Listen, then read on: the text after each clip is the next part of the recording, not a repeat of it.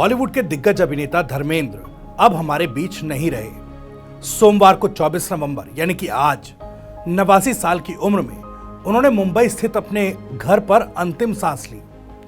धर्मेंद्र लंबे समय से अस्वस्थ थे और पिछले कुछ दिनों से अस्पताल में भर्ती थे। कुछ दिन पहले ही उनको घर लेकर आया गया था, जहां पर उनका इलाज भी चल रहा था। दरअसल आज बॉलीवुड के ही मैन का निधन हो गया, एक युग का अंत हो गया है। लेकिन धर्मेंद्र का जो करियर रहा वो केवल बॉलीवुड नहीं बल्कि पॉलिटिक्स में भी रहा और इसी तरह से, इसी वजह से उनका राजस्थान के बीकानेर से एक खास नाता रहा है। दरअसल बॉलीवुड के ही मैन कहे जाने वाले धर्मेंद्र ने अपने शानदार फिल्मी करियर के साथ साथ राजनीति में भी अपना हाथ आजमाया था, लेकिन वहां का सफर उनकी फिल्मों जितना सफल नहीं रहा। आपको बताते हैं कि धर्मेंद्र की उस राजनीतिक यात्रा के बारे में जो बहुत छोटी है लेकिन चर्चा में रही है। क्या है धर्मेंद्र की राजनीति में कदम रखने की कहानी? दरअसल साल 2004 में धर्मेंद्र ने भारतीय जनता पार्टी के स्विंग इंडिया अभियान से प्रेरित होकर राजनीति में एंट्री ली। इस दौरान उन्होंने शत्रुघ्न सिन्हा के साथ वरिष्ठ बीजेपी नेता लालकृष्ण आडवाणी से मुलाकात की। यही मुलाकात उनके राजनीतिक रास्ते का पहला कदम बनी। बीजेपी ने उन्हें राजस्थान के बीकानेर लोकसभा सीट से उम्मीदवार बनाया। चुनाव में धर्मेंद्र ने कांग्रेस के प्रत्याशी रामेश्वर लाल डूरी को करीब 60,000 वोटों से हराकर जीत हासिल की और संसद पहुंचे। धर्मेंद्र की राजनीति छोटी रही थी लेकिन यादगार रही थी। दरअसल धर्मेंद्र को राजनीति पसंद नहीं आई।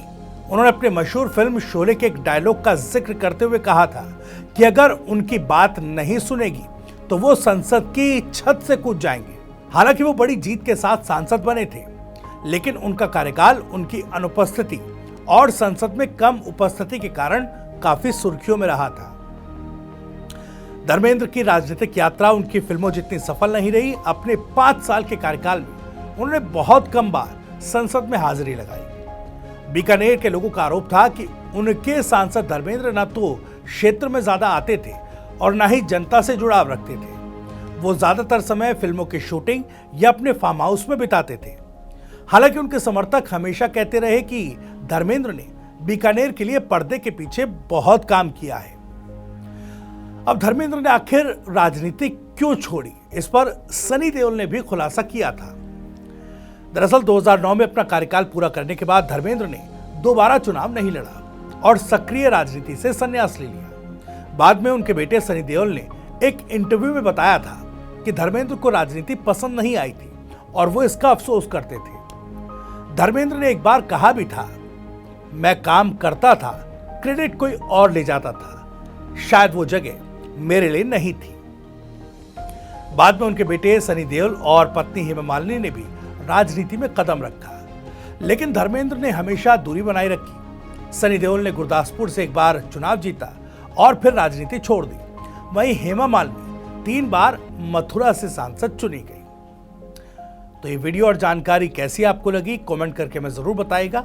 राजस्थान की बाकी खबरों के लिए सब्सक्राइब जरूर करिए। TV9 राजस्थान। नमस्कार।